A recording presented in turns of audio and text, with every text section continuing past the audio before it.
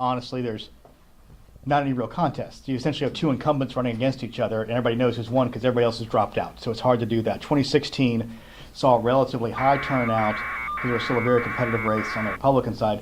2020, it's impossible to know because we had to merge the PPP with the general primary.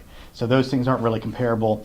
And we really saw in 2016, in October 2016, then Secretary Brian Kemp implemented automatic voter registration, which helped to grow our voter registration pool, at the same time cleaning our voter registration lists. So elections prior to that, it's hard to do even percentage-wise turnouts because it's essentially a different environment now in the state. So it's hard to compare those things. And again, it's not fair because 800,000 is pretty darn good for a contest that everybody knows what's going to happen. So, but over half these people voted, or right at about half voted, when there was still a contest, at least on the Republican side. Ambassador Haley was still in the race until really last Wednesday.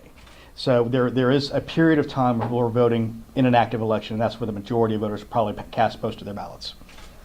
Quick Yes, question.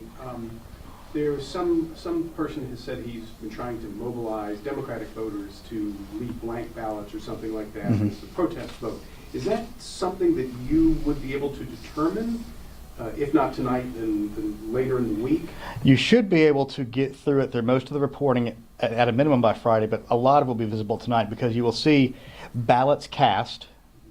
Now it's to be a little messier because ballots cast doesn't say Republican ballots cast and Democrat ballots cast. You're going to have to kind of figure out a ballot cast and then look at the overall votes in each one of the things.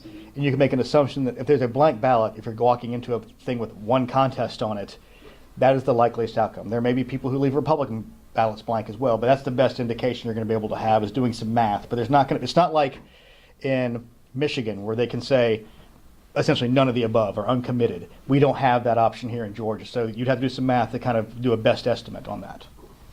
What else? Everybody's happy. This is great. There's no drama. We're saving all the drama for later elections. But we appreciate it. We'll have some more updates as we close the polls in about an hour and a half or so. Again, we expect it to be smooth. We encourage everybody to please get out and vote. You have an hour and a half left. Even if you don't think it's important, it's always good to make your voice heard. So thank you all and have a great day.